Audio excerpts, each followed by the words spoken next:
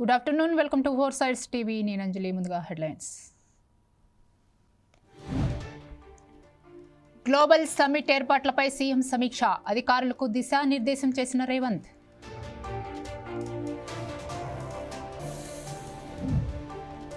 ఆంధ్రప్రదేశ్ రాష్ట్రానికి పెట్టుబడులు సాధనే లక్ష్యం, నేటి నుంచి అమెరికా, కెనడాలో లోకేష్ టూర్.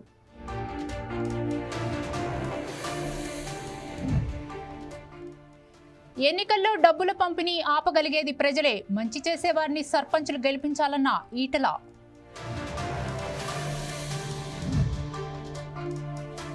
నేడు డాక్టర్ బిఆర్ అంబేద్కర్ 70వ వర్ధంతి, రాజ్యాంగ నిర్మాతకు ఘనంగా నివాళులర్పించిన నేతలు.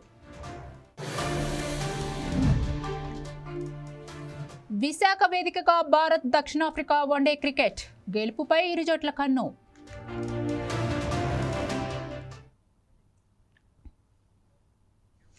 ఇక డీటెయిల్స్ చూస్తే, విశాఖ వేదికగా భారత్ దక్షిణాఫ్రికా వన్డే క్రికెట్ జరుగుతోంది. కెప్టెన్ కేఎల్ రాహుల్ నాయకత్వంలో భారత్ జట్టు సౌత్ ఆఫ్రికాతో 3 మ్యాచ్ల వన్డే సిరీస్ను ఆడుతోంది. ఈరోజు మూడోది చివరి మ్యాచ్లు. 2 జట్లు సిరీస్ను గెలుచుకోవడానికి మైదానంలోకి దిగుతాయి. 2 జట్లు ప్రస్తుతం 1-1తో సిరీస్ సమంగా ఉన్నాయి. మొదటి మ్యాచ్ గెలిచిన తర్వాత భారత్ రెండో వన్డేలో ఘోరంగా విఫలమైంది. దక్షిణాఫ్రికా 359 పరుగులు భారీ లక్ష్యాన్ని సులభంగా ఛేదించింది. ఫలితంగా కేఎల్ రాహుల్ నేతృత్వంలోని జట్టుపై ఒత్తిడి ఇప్పుడు రేటింగ్ అయింది.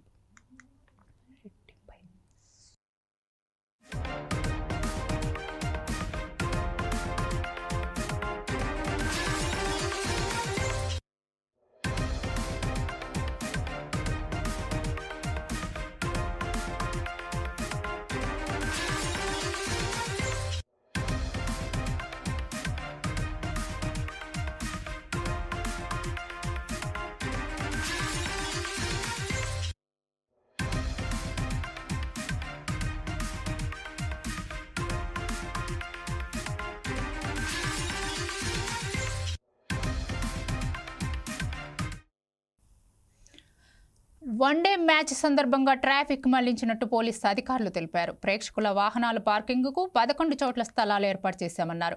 భారత్ దక్షిణాఫ్రికా జట్ల మధ్య జరగనున్న వన్డే క్రికెట్ మ్యాచ్కి సుమారు 2000 మంది పోలీసులతో భారీ బందోబస్తు ఏర్పాటు చేశారు. స్టేడియం చుట్టూ గేట్ల వద్ద మెటల్ డిటెక్టర్లు ఏర్పాటు చేశారు. డాగ్ స్క్వాడ్తో పిచ్, అవుట్ఫీల్డ్తో పాటు గ్యాలరీలు, పరిసరాలను తనిఖీ చేశారు. అన్ని గేట్ల వద్ద క్యూలు ప్రేక్షకులను లోపలికి పంపించేలా బారికేడ్లు సిద్ధం చేశారు.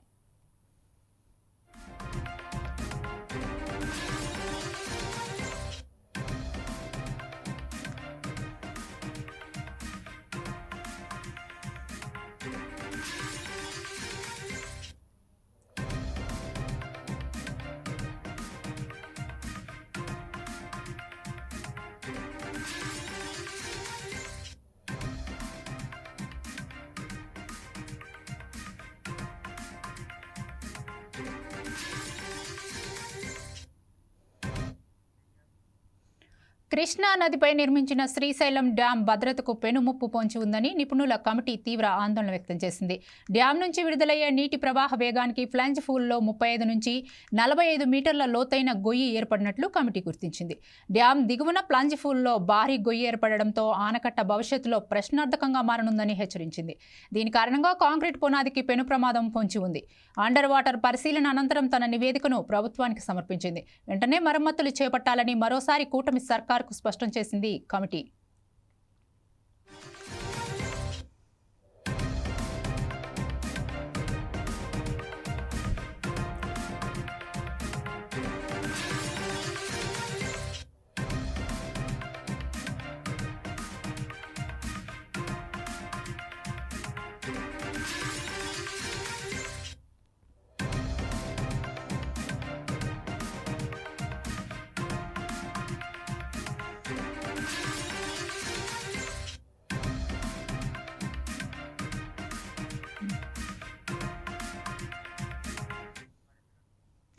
కృష్ణా నదిపై నిర్మించిన శ్రీశైలం డ్యాం భద్రతకు పెను ముప్పు పొంచి ఉందని నిపుణుల కమిటీ తీవ్ర ఆందోళన వ్యక్తం చేసింది.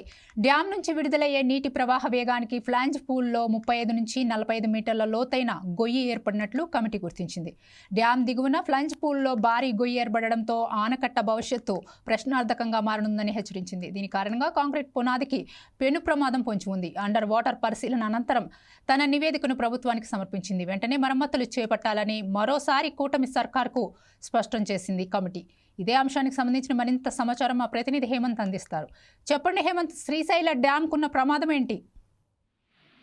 అంజలి, ఏదైతే శ్రీశైలం డ్యామ్ ఫ్లష్ పూల్ వద్ద దాదాపుగా 45 మీటర్ల మేర భారీ గొయ్యి ఏర్పడింది. ఆనకట్ట భద్రతపై ఇప్పటికే నిపుణుల కమిటీ ఆందోళన వ్యక్తం చేసింది. ఏదైతే అధ్యయన కమిటీ ఏది ఉందో ఇది కూటమి సర్కార్కు తాజాగా ఒక అధ్యయన కమిటీ ఏదైతే ఉందో ఒక నివేదికను అయితే ఇవ్వడం జరిగింది కూటమి ప్రభుత్వానికి. దీనికి సంబంధించి ఏదైతే అండర్ వాటర్ పరిశీలనలో ఈ కమిటీ ఏదైతే మొత్తం మీద కొన్ని కీలక విషయాలు అయితే వెల్లడించింది. ఏదైతే వాటర్ పరిశీలనలు అంటే అండర్ వాటర్ పరిశీలనలో కొన్ని కీలక విషయాలు వెలుగులోకి వచ్చాయనేసి కమిటీ అయితే ఏపీ ప్రభుత్వానికి ఒక నివేదిక ఇవ్వడం జరిగింది. డ్యామ్ నుంచి దిగువన ఏదైతే లక్షల క్యూసెక్ల నీరు వేగంగా పడడం వల్ల ఆ ఒత్తిడికి ఏదైతే ప్లస్ పూల్ దాదాపుగా 35 నుంచి 45 మీటర్ల లోతు గొయ్యి ఏర్పడినట్లు ఈ నివేదికలో పేర్కొనడం జరిగింది. కమిటీ దీన్ని గుర్తించి దీన్ని కూటమి ప్రభుత్వానికి అయితే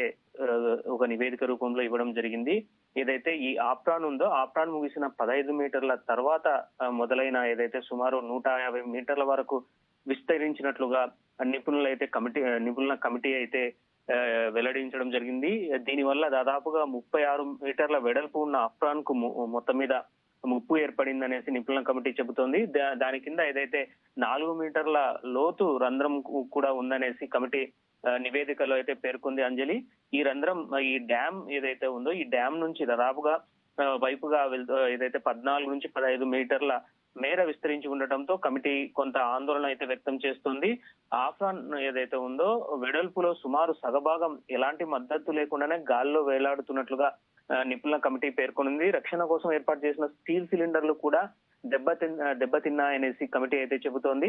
ఆఫ్రాన్ ను కాపాడేందుకు గతంలో కూడా ఏర్పాటు చేసినటువంటి ఏవైతే 62 సిలిండర్లు ఏవైతే ఉన్నాయో అవి కూడా దెబ్బతిన్నాయని గుర్తించడం జరిగింది. ఇప్పటికే 5 సిలిండర్లు వరదలో కొట్టుకుపోయాయని national dam safe committee authority అయితే ఒక నివేదిక అయితే ఇవ్వడం జరిగింది గతంలో కూడా.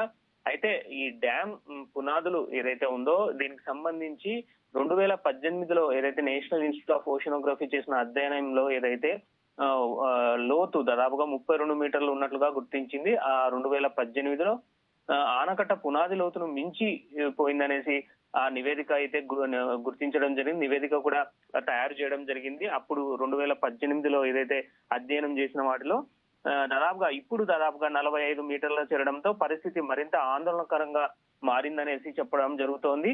దీనికి సంబంధించి ఏదైతే sea line offshore driving private limited విశాఖకు సంబంధించిన ఏదైతే ఉందో దీని ఆధ్వర్యంలోనే మొత్తం మీద నిపుణుల కమిటీ దాదాపుగా ఇప్పటికే 200 పేజీల అధ్యయనం నివేదిక ఒకటి తయారు చేసి ఇప్పటికే కూటమి ప్రభుత్వానికి ఇవ్వడం జరిగింది. దీనికి సంబంధించి భద్రత గురించి ముఖ్యంగా డ్యామ్ కు తక్షణమే మరమ్మతులు వెంటనే చేయాల్సిన అవసరం ఉందనేసి సిఫారసు కూడా చేసింది. ప్రభుత్వం వెంటనే జోక్యం చేసుకొని పరిస్థితిని చక్కదిద్దాల్సిన అవసరం ఉందని ఈ నివేదికలో అయితే చెప్పడం జరుగుతోంది.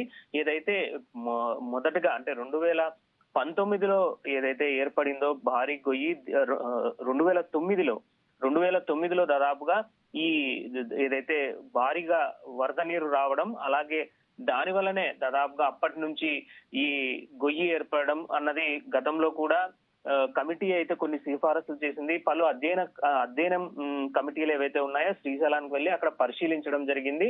ముఖ్యంగా ఏదైతే 2009 దాదాపుగా అక్టోబర్ లో ఏకంగా 25 లక్షల క్యూసెక్కుల వరద నీటి పోటెత్తడంతోనే అప్పుడు ఆ సమయంలో దాదాపుగా ఈ ఫ్లష్ పూల్ ఏదైతే ఉందో ఇక్కడ భారీగా గొయ్యి ఏర్పడడం జరిగింది. అప్పటి నుంచి అంటే ప్రభుత్వాలు మారినా కూడా ఇటు కూటమి ప్రభుత్వం కంటే ముందు కూడా వైసీపీ ప్రభుత్వం కూడా ఒక అధ్యయన కమిటీని వేయడం జరిగింది. అయితే ఏదైతే ఈ ప్లస్ పూల్ కు సంబంధించి గొయ్యి ఏదైతే ఏర్పడిందో దానికి అవసరమైన నిధులు ఏవైతే ఉన్నాయో ఏదైతే కేంద్రం నుంచి రాబట్టాలని కేంద్రమే సహాయం అందించాలనేసి ఇప్పటికే కూటమి ప్రభుత్వం అనడం జరిగింది. గతంలో కూడా వైసీపీ ప్రభుత్వం ఇలాంటి చర్యలకే దిగింది. వెంటనే ఏదైతే కేంద్రానికైతే వెంటనే నిధులు మంజూరు చేయాలనేసి కోరడం జరిగింది. అయితే ఇప్పుడు ఏదైతే ఏర్పడినటువంటి గొయ్యి ఏదైతే ఉందో ఇది భారీగా పెరుగుతూ వస్తుందని తాజాగా ఏదైతే నిపుణుల కమిటీ అధ్యయనంలో తేలింది. దీంతో కొంత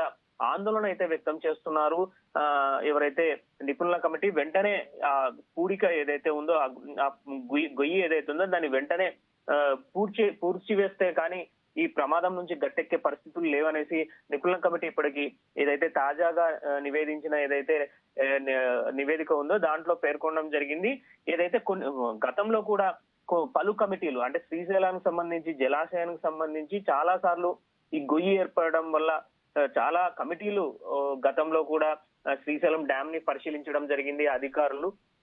ఇటు తెలంగాణ అలాగే ఏపీకి సంబంధించిన ఇంజనీరింగ్ అధికారులు అక్కడికి వెళ్లి పరిస్థితిని ఎప్పటికప్పుడు అంచనా వేస్తూ వస్తున్నారు. కానీ అయితే కేంద్రం నుంచి నిధులు ఆలస్యం కావడం, దానికి మరమ్మతులకు అవసరమయ్యే నిధులు రాకపోవడం వల్లనే ఈ తాత్సారం జరుగుతూ ఈ గొయ్యి పెరుగుతూ వస్తుంది. ఇప్పుడు తాజాగా ఏదైతే నివేదిక ఏదైతే తయారు చేసిందో ఇప్పుడు తాజాగా పరిశీలించిన నివేదికలో అయితే ఈ గొయ్యి చాలా పెద్దగా పెరుగుతూ వస్తుందనేసి ఇప్పుడు ఆందోళన వ్యక్తం చేస్తున్నారు. గతంలో కానీ ఇప్పుడు కానీ అంటే కమిటీలు ఏవైతే శ్రీశైలం డ్యామ్ ని పరిశీలించినటువంటి ఎవరైతే నిపుణుల కమిటీ ఉందో గతంలో కూడా కొన్ని సిఫారసులు అయితే చేయడం జరిగింది. దీంట్లో అంటే ఏదైతే శ్రీశైలం దిగువ భాగంలో నీటి నిల్వల స్థాయి పెరిగి గుంత మరి పెద్దగా కోతకు గురవుతోందనేసి గతం కమిటీలు కూడా నిర్ధారించాయి. ఇప్పుడు తాజాగా ఏదైతే వెళ్ళిన కమిటీ ఏదైతే ఉందో శ్రీశైలం డ్యామ్ కి ఇది కూడా గుర్తించింది. దిగువ భాగంలో నీటి నిల్వలు స్థాయి పెరగడం వల్లనే గుంత పెరుగుతూ వస్తోంది. అంటే గొయ్యి ఏదైతే ఉందో అది ప్రమాదకర స్థాయిలో ఏర్పడుతోంది, పెరుగుతూ వస్తుందని ఆందోళన వ్యక్తం చేస్తున్నారు. ఏదైతే అంటే ఇప్పటి వరకు జరిగిన ఏదైతే కమిటీ ఏదైతే ఉందో ఈ జలాశయం పునాదుల వరకు గుంత విస్తరించిందా లేదా అనే అంశాన్ని కూడా డ్రిల్లింగ్ ద్వారా నిర్ధారించాలని కొన్ని సిఫారసులు అయితే చేసింది.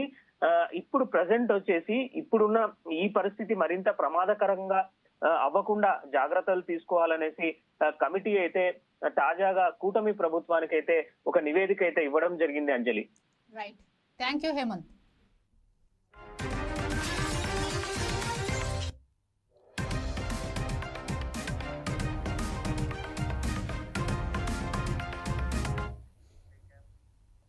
భారత్ ఫ్యూచర్ సిటీలో డిసెంబర్ 8, 9 తేదీల్లో జరిగే తెలంగాణ రైజింగ్ గ్లోబల్ సమిట్ 2025కు దేశ విదేశాల నుంచి ప్రముఖ పారిశ్రామికవేత్తలు, వివిధ రంగాల నిపుణులు, విద్యావేత్తలు, అంతర్జాతీయ సంస్థల ప్రతినిధులు తరలిరానున్నారు. రాష్ట్ర భవిష్యత్తును ఆవిష్కరించే దిశగా జరిగే ఈ గ్లోబల్ సమిట్లో 2 రోజుల పాటు మొత్తం 27 ప్రత్యేక ప్యానెల్ చర్చలు జరుగుతాయి. ఎనర్జీ, గ్రీన్ మొబిలిటీ, ఐటీ, సెమీకండక్టర్లు, health, education, tourism, urban infrastructure, వ్యవసాయ పరిశ్రమలు, మహిళా వ్యాపారవేత్తల ప్రోత్సాహం, గిగ్ ఎకానమీ, సామాజిక సంక్షేమం, స్టార్టప్లు వంటి విభిన్న రంగాలపై చర్చలు ఉంటాయి.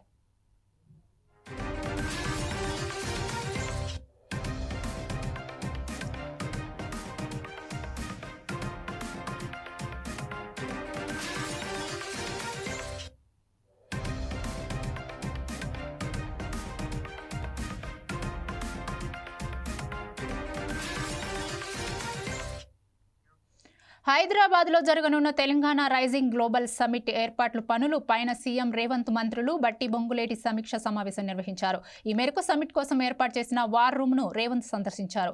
ఈ సందర్భంగా ఈ నెల 8 నుంచి భారత్ ఫ్యూచర్ సిటీలో జరగబోయే తెలంగాణ రైజింగ్ గ్లోబల్ సమిట్ పూర్తిగా ఆర్థిక సదస్సు అని రేవంత్ తెలిపారు.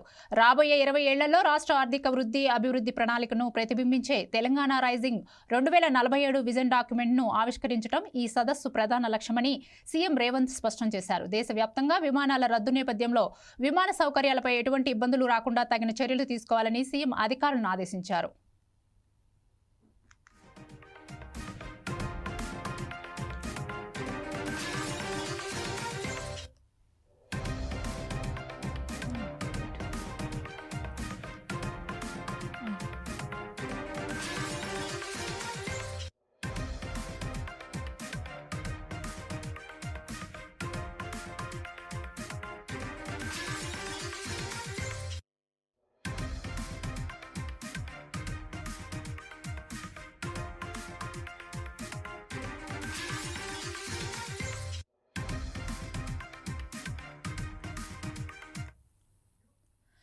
హైదరాబాద్లో జరగనున్న తెలంగాణ రైజింగ్ గ్లోబల్ సమిట్ ఏర్పాట్ల పనులపైన సీఎం రేవంత్ మంత్రులు బట్టి పొంగులేటి సమీక్ష సమావేశం నిర్వహించారు. ఈ మేరకు సమిట్ కోసం ఏర్పాటు చేసిన వార్ రూమ్ను రేవంత్ సందర్శించారు. ఈ సందర్భంగా ఈ నెల 8 నుంచి భారత్ ఫ్యూచర్ సిటీలో జరగబోయే తెలంగాణ రైజింగ్ గ్లోబల్ సమిట్ పూర్తిగా ఆర్థిక సదస్సు అని రేవంత్ తెలిపారు. రాబోయే 20 ఏళ్లలో రాష్ట్ర ఆర్థిక అభివృద్ధి ప్రణాళికను ప్రతిబింబించే తెలంగాణ రైజింగ్ 2047 విజన్ డాక్యుమెంట్ను ఆవిష్కరించడం ఈ సదస్సు ప్రధాన లక్ష్యమని సీఎం రేవంత్ రెడ్డి స్పష్టం చేశారు. దేశవ్యాప్తంగా విమానాల రద్దు నేపథ్యంలో విమాన సౌకర్యాలపై ఎటువంటి ఇబ్బందులు రాకుండా తగిన చర్యలు తీసుకోవాలని సీఎం అధికారులను ఆదేశించారు. ఇక దీనిపై మరింత సమాచారం మా చీఫ్ ఎడిటర్ నేతాజీ అందిస్తారు. నేతాజీ చెప్పండి. భారత్ ఫ్యూచర్ సిటీలో ఈ నెల 8, 9 తారీఖుల్లో తెలంగాణ రైజింగ్ గ్లోబల్ సమ్మిట్ అన్నది జరగబోతోంది. ఈ సమ్మిట్ ద్వారా తెలంగాణ రాష్ట్రాన్ని ఏ విధంగా అభివృద్ధి చేయబోయేది 2047 నాటికి $3 ట్రిలియన్ ఆర్థిక ఎకానమీగా సృష్టించాలని రేవంత్ రెడ్డి నిర్ణయించుకున్నారు. కాబట్టి దానికి సంబంధించి ఎలాంటి ఆలోచనలతో ముందుకు వెళ్లబోతున్నారన్నది ఆ 2 రోజుల్లో ఆవిష్కరించే అవకాశం అయితే మనకు కనిపిస్తుంది. మనకు అందుతున్న సమాచారం ప్రకారం ఈ నెల 9వ తారీఖున రాష్ట్ర ప్రభుత్వం తెలంగాణ రైజింగ్ 2047 విజన్ డాక్యుమెంట్ ని ఆవిష్కరించబోతుంది. అందులోనే ఈ $3 ట్రిలియన్ ఆర్థిక వ్యవస్థగా తీర్చిదిద్దే రోడ్ మ్యాప్ ఏదైతే ఉంటుందో ఆ డాక్యుమెంట్ ను కూడా అందులో ప్రకటించబోతున్నారు. ఇక ఈ సమ్మిట్ కి రావాల్సిందిగా దేశంలో ఉన్న అన్ని రాష్ట్రాల ముఖ్యమంత్రులు, గవర్నర్లతో పాటు కేంద్ర మంత్రులను కూడా తెలంగాణ ప్రభుత్వం స్వయంగా ఆహ్వానిస్తుంది. దానికి సంబంధించిన బాధ్యతలను పలువురు మంత్రులతో పాటు ఎంపీలకు కూడా ఇప్పటికే అప్పగించింది. వాళ్ళంతా కూడా ఆయా రాష్ట్రాలకు వెళ్లి అందరినీ ఆహ్వానిస్తున్న పరిస్థితి అయితే మనం చూస్తూనే ఉన్నాం. ఇంకా ఈ తెలంగాణ రైజింగ్ గ్లోబల్ సమ్మిట్ ఏదైతే ఉంటుందో దీన్ని ఓ లెవెల్లో నిర్వహించాలని ఇప్పటికే అన్ని ఏర్పాట్లను చేస్తున్నారు. ప్రత్యేకంగా ఒక కంట్రోల్ రూమ్ ను కూడా ఏర్పాటు చేశారు. ఆ వార్ రూమ్ లో ఎలాంటి డిస్కషన్ జరగాలన్నది కూడా ఇప్పటికే డిప్యూటీ సీఎం భట్టి విక్రమార్కతో పాటు ఇటు రేవంత్ రెడ్డి కూడా అధికారులకు దిశానిర్దేశం చేస్తున్నారు. ఏ రకంగా ఈ సమ్మిట్ ని విజయవంతం చేయాలన్న దాని మీద కూడా ఎప్పటికప్పుడు తగిన సలహాలు, సూచనలు ఇస్తున్నారు. దావోస్ లో ప్రతి ఏటా జరిగే వరల్డ్ ఎకనామిక్ ఫోరం ఏదైతే సదస్సు ఉంటుందో దాన్ని తలపించే విధంగా అంతర్జాతీయ స్థాయిలో ఈ సదస్సు జరగాలని ముఖ్యమంత్రి రేవంత్ రెడ్డి నిర్ణయం తీసుకున్నారు. కాబట్టి అందుకు తగినట్లుగానే ఎప్పటికప్పుడు అధికారులకు పలు సూచనలు చేస్తూనే ఉన్నారు. ఇక ఈ సమ్మిట్ లో పాల్గొనేందుకు దేశ విదేశాల నుంచి ఎందరో అతిథులు రాబోతున్నారు. మొత్తం ఈ సమ్మిట్ లో 27 ప్రత్యేక సెషన్స్ ఉంటాయి. వివిధ రంగాలపైన చర్చలు కూడా ఉంటాయి. మొత్తం 2 రోజుల పాటు జరిగే ఈ గ్లోబల్ సమ్మిట్ లో పలువురు పారిశ్రామికవేత్తలతో పాటు ఎందరో ప్రముఖులు కూడా హాజరయ్యే అవకాశం అయితే మనకు కనిపిస్తుంది. ఇక ఇందులో ఎలాంటి డిస్కషన్స్ ఉంటాయంటే energy, green mobility, IT, semi కండక్టర్లు, health, education, tourism, urban infrastructure, వ్యవసాయం, పరిశ్రమలు, మహిళా వ్యాపారవేత్తల ప్రోత్సాహం, గిగ్ ఎకానమీ, సామాజిక సంక్షేమం, స్టార్టప్లు వంటి విభిన్న రంగాలపైన కూడా చర్చ ఉంటుంది. అలానే world health organization, world bank, Asian development bank, UNICEF ప్రతినిధులతో పాటు TERI, BCG, Micron India, Hitachi energy, O2 power, Greenko, Apollo hospitals, IIT Hyderabad, NASSCOM, Safran, DRDO, Skyroot, Dhruva space, Amul, Laurus labs, GMR, Tata realty, Kotak bank, Goldman సాక్స్, అలానే Blackstone, Deloitte, capital, Swiggy, AWS, RED health, PVR INOX, Shiksha entertainment, Taj hotels వంటి ప్రముఖ సంస్థల ప్రతినిధులు కూడా ఈ summit లో పాల్గొనబోతున్నారు. ఇప్పటికే వీటికి సంబంధించిన షెడ్యూల్ కూడా ఖరారైంది. అలానే ప్రముఖులకు సంబంధించి కనుక చూస్తే పివి సింధు, అనిల్ కుంబ్లే, పుల్లేల గోపిచంద్, గగన్ నారంగ్, గుత్తా జ్వాల వంటి క్రీడాకారులు కూడా ఇందులో పాల్గొంటారు. సినిమా డైరెక్టర్లకు సంబంధించి సినీ రంగం నుంచి కనుక చూస్తే రాజమౌళి, రితేష్ దేశ్ముఖ్, సుకుమారు, గునీష్ మోంగా, అనుపమ చోప్రా వంటి సినీ ప్రముఖులు కూడా ఈ కార్యక్రమంలో పాల్గొని creative century, soft power and entertainment అనే చర్చ ఉంటుంది. అందులో వీళ్ళంతా కూడా తమ అభిప్రాయాన్ని అయితే పంచుకోబోతున్నారు. ఈ రకంగా 2 రోజుల పాటు నిర్వహించే ఈ సమ్మిట్ ఏదైతే ఉందో దీన్ని దిగ్విజయం చేసి ప్రపంచ చూపుని తెలంగాణ వైపు మరలించాలన్నదే రేవంత్ రెడ్డి ఏకైక లక్ష్యంగా కనిపిస్తుంది. అందుకు అనుగుణంగానే అన్ని ఏర్పాట్లను కూడా చేస్తున్నారు. దీని ద్వారా ఆర్థికంగా తెలంగాణ రాష్ట్రాన్ని మరింత బలోపేతం చేయాలన్న ఏకైక లక్ష్యంతో వెళ్తున్నారు. ఆ జీడిపిలో తెలంగాణ రాష్ట్రం నుంచి జిఎస్డిపి కూడా ఎక్కువగా ఉండాలన్న తలంపుతోటి ఈ సదస్సును అయితే నిర్వహిస్తున్నారు. 8, 9 తారీఖుల్లో భారత్ ఫ్యూచర్ సిటీలో తెలంగాణ రైజింగ్ గ్లోబల్ సమ్మిట్ అయితే జరగనుంది. అందులో ఈ సదస్సుకు ప్రత్యేకత ఏంటి నేతాజీ? ఈ సదస్సుకు సంబంధించి కనుక చూస్తే మొత్తం పారిశ్రామికవేత్తలు దాదాపు 42 దేశాల నుంచి హాజరు కాబోతున్నారు.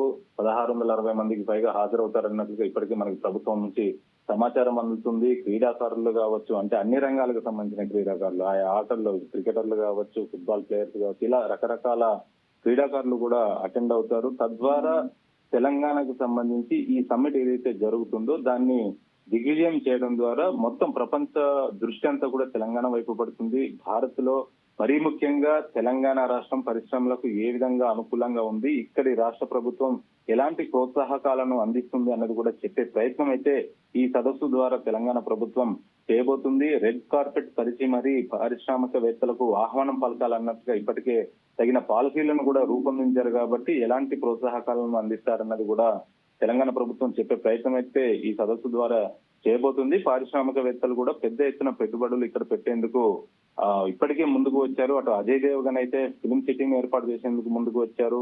అలానే రిలయన్స్ సంబంధించిన అంబానీ కావచ్చు, వీళ్ళంతా కూడా ఇక్కడ వంతారా, వైల్డ్ లైఫ్ శాంక్చురీ ఇలాగా కొన్ని తమ సంస్థల నుంచి పెట్టే అవకాశం అయితే ఉంది. దానికి సంబంధించిన మెమోరాండమ్ ఆఫ్ అగ్రిమెంట్స్ ఏవైతే ఉంటాయో ఆ ఎంఓయూలు కూడా తెలంగాణ ప్రభుత్వంతో అయితే చేసుకోబోతున్నారు. పెద్ద ఎత్తున పారిశ్రామిక వేత్తలు ఈ సదస్సుకి వస్తారు. అలానే వేలల్లో లక్షల్లో పెట్టుబడులు పెట్టేందుకు ఇప్పటికే సుముఖత వ్యక్తం చేశారు. కాబట్టి దానికి సంబంధించిన అన్ని అంశాలు కూడా ఆ సమ్మిట్ లో చర్చించి అవగాహన ఒప్పందాలు అయితే కుదుర్చుకోనున్నారు. అంజలి, థ్యాంక్ యూ నేతాజీ.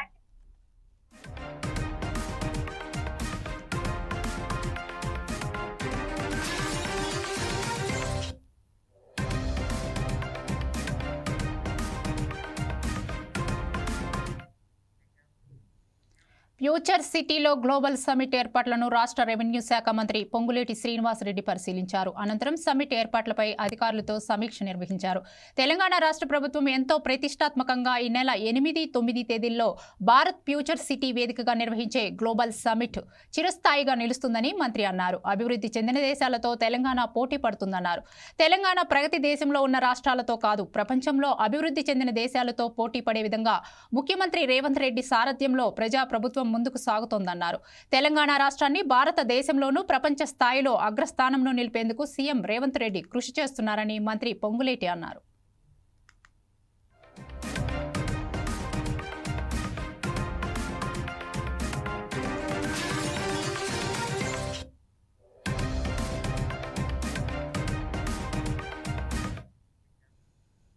రాష్ట్రానికి పెట్టుబడుల సాధన లక్ష్యంగా రాష్ట్ర విద్యా ఐటీ శాఖ మంత్రి నారా లోకేష్ విదేశీ పర్యటనకు వెళ్లారు. ఇవాల్టి నుంచి నెల 10వ తేదీ వరకు 5 రోజుల పాటు అమెరికా, కెనడా దేశాల్లో పర్యటించనున్నారు. తొలి రోజు డల్లాస్లో తెలుగు డయాస్పోరా సమావేశంలో పాల్గొంటారు. ఈ నెల 8, 9 తేదీల్లో శాన్ ఫ్రాన్సిస్కో వేదికగా పలు కంపెనీల ప్రతినిధులతో సమావేశమవుతారు. 10వ తేదీన కెనడాలోని టొరంటోలో పర్యటిస్తారు. కూటమి ప్రభుత్వ అధికారంలోకి వచ్చాక మంత్రి లోకేష్ అమెరికాలో పర్యటించడం ఇది రెండోసారి. పెట్టుబడుల సాధన కోసం గత 18 నెలల్లో మంత్రి Lokesh America, Davos, Singapore, Australia దేశాల్లో పర్యటించారు. ముఖ్యమంత్రి చంద్రబాబు నాయుడు బ్రాండ్ రాష్ట్రంలో పరిశ్రమల ఏర్పాటుకు గల అనుకూలతలను వివరిస్తూ ఇప్పటి వరకు మంత్రి లోకేష్ చేసిన పర్యటనలతో ఇటీవల విశాఖలో జరిగిన పార్ట్నర్షిప్ సమ్మిట్లో ఏపీకి పెట్టుబడులు పోటెత్తాయి.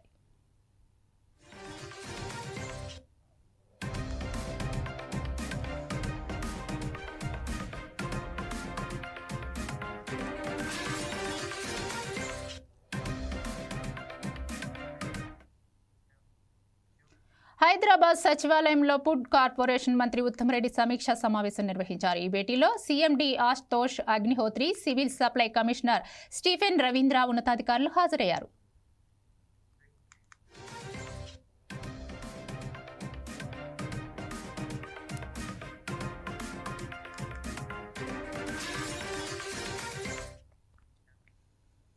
తెలంగాణలో పంచాయతీ ఎన్నికల నేపథ్యంలో బీజేపీ ఎంపీ ఈటెల రాజేందర్ కీలక సూచనలు చేశారు. ఎన్నికల్లో డబ్బుల పంపిణీ ఆపగలిగేది ప్రజలేనని ఆయన అన్నారు. ప్రజాస్వామ్య వ్యవస్థలో పార్లమెంట్, అసెంబ్లీతో పాటు గ్రామ సచివాలయాలు, మండల, జిల్లా పరిషత్తులు సమర్థవంతంగా పనిచేస్తేనే సమగ్ర అభివృద్ధి జరుగుతుందన్నారు. గ్రామాల్లో ఉండే సమస్యలపై సర్పంచ్కు ఉన్న అవగాహన ఎంపీపీ, జడ్పీ, టీసీ, ఎమ్మెల్యే, ఎంపీలకు ఉండదన్నారు. గతంలో సర్పంచులు చేసిన పనులకు రాష్ట్ర ప్రభుత్వం బిల్లులు చెల్లించలేదని ఆగ్రహం వ్యక్తం చేశారు. ప్రస్తుతం కేంద్రం ఇచ్చే నిధులతో మాత్రమే గ్రామాల్లో అభివృద్ధి జరుగుతోందని ఈటెల అన్నారు. ప్రజాస్వామ్య వ్యవస్థలో చట్టసభలు మాత్రమే కాకుండా అసెంబ్లీలు, పార్లమెంట్లే కాకుండా గ్రామ సచివాలయాలు, మండల సచివాలయాలు, జిల్లా పరిషత్తులు ఇవన్నీ సమగ్రంగా పనిచేస్తేనే గ్రామాల సమగ్ర అభివృద్ధి జరుగుతుంది. ఇవాళ వార్డు మెంబర్కు తెలిసినటువంటి సమస్యలు సర్పంచ్కు ఉండేటువంటి అవగాహన గ్రామం పట్ల ఎంపీపీకి ఉండదు, ఒక జెడ్పీటీసీకి ఉండదు, ఒక ఎమ్మెల్యేకి ఉండేటువంటి ఆస్కారం లేదు, పార్లమెంట్ సభ్యుడికైతే అసలే ఉండేటువంటి ఆస్కారం లేదు. గ్రామ సచివాలయాలు ఎంత ఎఫెక్ట్గా జరిగితే, ఎంత గొప్పగా పనిచేస్తే గ్రామీణ ప్రాంత ప్రజల సమస్యలు అంత గొప్పగా పరిష్కారం ఆస్కారం ఉంటుంది. కానీ రాను గ్రామ పంచాయతీలని, మండల పరిషత్తులని, జిల్లా పరిషత్తులను అవి ఒక నిర్వీర్యం చేసి పడేసి బాసుల ఆదేశాలతో నడిచేటువంటి స్థాయికి దిగజార్చింది. అంతేకాకుండా రాష్ట్ర ప్రభుత్వం దానికి నిధులు ఇవ్వకుండా కేంద్రం ద్వారా వచ్చేటువంటి ఫైనాన్స్ కమిషన్ నిధులు కావచ్చు, పర్ క్యాపిటల్ నిధులు కావచ్చు, లేదా ఉపాధి హామీ పనుల ద్వారా వచ్చేటువంటి మెటీరియల్ కాంపౌండ్ నిధులు కావచ్చు, వాటితోటే ఇంత అభివృద్ధి జరిగింది తప్ప ఎక్కడ కూడా రాష్ట్ర ప్రభుత్వ పరంగా పైసలు లేవు. దానివల్ల ఇవాళ అనేక గ్రామాలలో సర్పంచులుగా ఎన్నికైన వాళ్ళు, వార్డు మెంబర్ ఎన్నికైన వాళ్ళు, ఎంపీటీసీలుగా పనిచేసిన వాళ్ళకు బిల్లులు రాక ఇవాళ వాళ్ళ ఆఫీసుల చుట్టూ తిరగలేక, వాళ్ళ కమిషన్లు ఇచ్చుకోలేక అనేక మంది సూసైడ్ చేసుకున్నారు, సూసైడ్ అటెంప్ట్ చేసుకున్నారు. ఇలా ఏడుస్తూ ఉన్నారు, గురగొర ఏడుస్తూ ఉన్నారు. మేము మా భార్య డాక్టర్ బిఆర్ అంబేద్కర్ 70వ వర్ధంతి సందర్భంగా డిప్యూటీ సీఎం బట్టి ఘనంగా నివాళులర్పించారు. హైదరాబాద్లోని ప్రజాభవన్లో ఫిల్మ్ డెవలప్మెంట్ కార్పొరేషన్ చైర్మన్ దిల్రాజ్తో కలిసి అంబేద్కర్ చిత్రపటానికి పూలమాలలు వేసి నివాళులర్పించారు.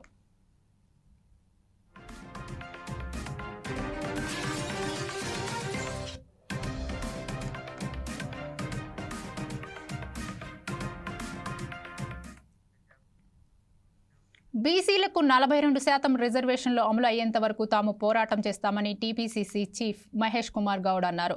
అందుకోసం కాంగ్రెస్ పార్టీ తరపున ప్రయత్నాలు చేస్తూనే ఉంటామన్నారు.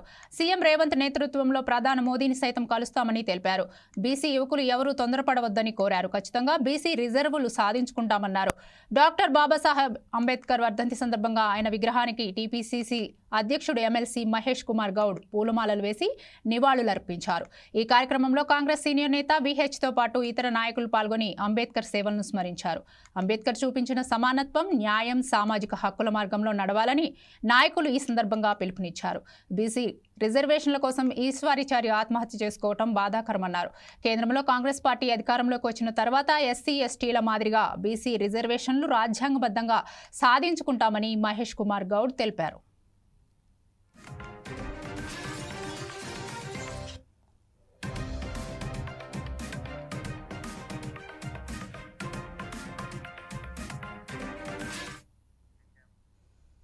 మరోవైపు డాక్టర్ బిఆర్ అంబేద్కర్ 70వ వర్ధంతి సందర్భంగా కేంద్ర మంత్రి బండి సంజయ్ కుమార్ ఆయనకు నివాళులర్పించారు. కరీంనగర్ ఎంపీ కార్యాలయంలో అంబేద్కర్ చిత్రపటానికి పూలమాలలు వేసి నివాళులర్పించారు.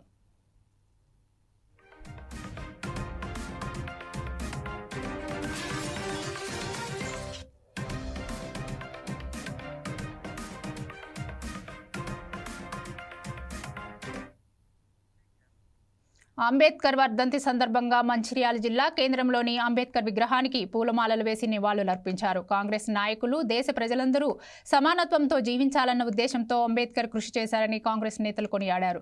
కుల, మత, బడుగు, బలహీన వర్గాలకు అతీతంగా అందరికీ న్యాయం చేకూరే విధంగా రాజ్యాంగాన్ని రచించిన గొప్ప వ్యక్తి అంబేద్కర్ అన్నారు. ప్రజల్లో అంటరానితనాన్ని నిర్మూలించి అక్షరాస్యతను పెంచి దేశ అభ్యున్నతికి ఎంతో కృషి చేశారన్నారు. దళితులకు విద్యారంగంలో, రాజకీయ, వైద్య రంగాలలో సమాన హక్కులు కల్పించడంలో అంబేద్కర్ కృషి ఎంతగానో ఉందన్నారు. గౌరవ శాసనసభ్యులు ప్రేమసారావు గారు, మా మాజీ జిల్లా కాంగ్రెస్ పార్టీ అధ్యక్షురాలు శ్రీరకమ్మ గారి ఆధ్వర్యంలో ఆదేశాల మేరకు జిల్లా ఎస్సీసీల ఆధ్వర్యంలో ఈరోజు వారికి ఘనంగా వారి విగ్రహం వద్ద నివాళులు అర్పించడం జరిగింది. ఏదైతే గౌరవ డాక్టర్ బిఆర్ అంబేద్కర్ గారు వారు అహర్నిశలు ఈ దేశంలో ఉన్నటువంటి ప్రజలు మరి సమానంగా బతకాలి, అందరికీ మరి ఒకే రకమైన విద్య కావచ్చు, ఒకే రకమైన వైద్యం కావచ్చు, ఏదైతే మరి అసమర్థం లేకుండా సమానత్వం కోసం మరి కృషి చేసినటువంటి మరి ఏకైక ఒక దళిత నాయకుడిగా ఈరోజు మరి ప్రసిద్ధి చెందినటువంటి డాక్టర్ బిఆర్ అంబేద్కర్ గారి ఆశయాలను నిరంతరం కొనసాగించాలనే ఉద్దేశంతో ఎన్నో రకాలుగా మరి దళిత సంఘాలు కావచ్చు, ఇటు రాజకీయ పార్టీలు కావచ్చు ఎల్లవేళలా కృషి చేస్తూ ఉన్నాయి. ఏదైతే వారు కేవలం ఈ దేశానికి మరి ఈ అంటరానితనానికి ఏదైతే అసమానతలు విముక్తి కలగాలంటే హనుమకొండ జిల్లాలోని దామెరకు చెందిన నేషనల్ గ్రీన్ ఫీల్డ్ హైవే రైతుల హనుమకొండ కలెక్టరేట్ ఎదుట బాణసంచా కాల్చి సంబరాలు చేసుకున్నారు. 60,000 లంచం తీసుకుంటూ ఏసీపీకి పట్టుబడ్డాడు అడిషనల్ కలెక్టర్ వెంకటరెడ్డి. దాంతో రైతులు సంతోషం వ్యక్తం చేశారు. తమ ఉసురు తగిలిందని గ్రీన్ ఫీల్డ్ హైవే రైతులు చెప్పారు. తమ భూములకు సరైన పరిహారం అందచేయకుండా అడ్డుకున్న వెంకటరెడ్డి ఏసీపీకి చిక్కటం సంతోషంగా ఉందన్నారు. గ్రామం ఊరుగొండ దామెర మండలం హనుమకొండ జిల్లా వాసులం. నాగపొట్టు అమరావతి 163 భూబాధితుల్లో మేమందరం. మాకు 1900 గ్రీన్ ఫీల్డ్ భూమి రైతులకు 1956 చట్టం వేసింది ఒకటి. రెండోది గత ప్రభుత్వం 10 సంవత్సరాల రిజిస్ట్రేషన్ల రేట్లు సవరణ చేయలేదు. మళ్ళొకటి కరోనా టైంలో భూములు ఇంటి ఆఫీసుల్లోనే ఉండి సర్వే చేసిళ్ళు, సరైన ధరలు నిర్ణయించలేదు, ఏం లేదు. గత ప్రభుత్వం రేట్లు సవరణ చేయకపోవడం వల్ల గ్రీన్ ఫీల్డ్ రైతులకు అన్యాయం జరుగుతుంది. గత కలెక్టర్ నివేదిక గారు మార్కెట్ ధరలు రాసినా కూడా ఇప్పుడున్న జైలు కలెక్టర్లు డబ్బులు ఇస్తామన్నా కూడా కలెక్టర్ ఇవ్వడం లేదు. రాజకీయ నాయకులు డబ్బులు ఇవ్వమంటున్నారు, NHI వారు ఇవ్వమంటున్నారు. కలెక్టర్ గారు కూడా ఇస్తానన్నా కూడా ఈ జైంట్ కలెక్టర్ గారు అవినీతి అనకుండా మా రైతుల తరఫున శాపమై మాకు డబ్బులు ఇవ్వడం లేదు. మేము గత కలెక్టర్ గారు అమరాపాల్ గారు ఆరపల్లె నిజాయితీకి నిలువుటద్దంగా నిలిచింది ఓ యాచకురాలు. ఆటోలో దొరికిన నగదును బాధితుడికి అందజేసి శబాష్ అనిపించుకుంది. ఏలూరు జిల్లా ఉంగుటూరు నియోజకవర్గ గుండుగొలనకు చెందిన తిరుమల శెట్టి కరుణ చిన్నపాటి పనులు చేస్తూ యాచిస్తూ కుమారుడితో కలిసి జీవనం సాగిస్తోంది. రోజువారీ పనుల్లో భాగంగా ఆటోలో భీమడోలు కూడలికి బయలుదేరింది. ఇదే ఆటోలో కాకినాడ సమీప కొండైపాలెంకు చెందిన పాత చీరాల వ్యాపారి జువ్వుల సత్యనారాయణ ఎక్కారు. భీమడోలు కూడలిలో ఆటో దిగే సమయంలో ఆయన జేబులో నుంచి 36,000 కట్ట జారి పడిపోయింది. ఆయన గమనించకుండా వెళ్లిపోయారు. వెనకే ఆటో దిగిన కరుణ నగదును గమనించి తీసుకుని భీమడోలు పోలీస్ స్టేషన్కు వెళ్లింది. ఈలోపు నగదు పోగొట్టుకున్నట్లు గుర్తించిన వ్యాపారి సైతం స్టేషన్కు వచ్చాడు. కరుణ చేతుల మీదుగా వ్యాపారికి నగదు అందించి అందరూ ఆమెని అభినందించారు.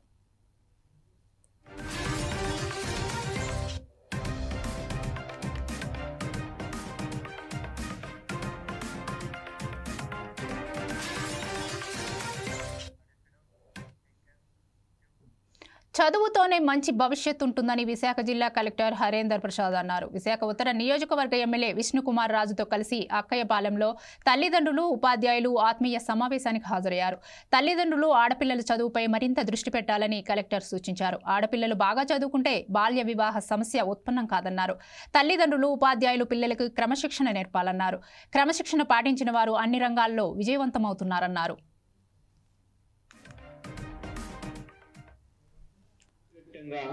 అన్ని స్కూల్స్ లో, అన్ని ప్రభుత్వ పాఠశాలల్లో ఈరోజు మనం ఈ మంచి కార్యక్రమం నిర్వహిస్తున్నాము. గౌరవ హెచ్ఆర్డి మంత్రి వర్లకి, అదేవిధంగా గౌరవ సీఎం వర్లకి సందర్భంగా ధన్యవాదాలు తెలియజేస్తున్నాను. చదువు అనేది ఒక ఆస్తి లాంటిది. ఇప్పుడు ఎమ్మెల్యే వర్లు మాట్లాడుతూ చెప్పారు, ఏదైనా నా నుంచి పోవచ్చు, ఆస్తి పోవచ్చు, ఏదైనా పోవచ్చు, బట్ నా చదువు ఎప్పుడు నాతో పాటు ఉంటుంది, ఎటువంటి పరిస్థితుల్లో కూడా నాకు తోడుగా ఉంటుంది అని చెప్పారు. ఇవి updates. Keep watching 4 Sides TV.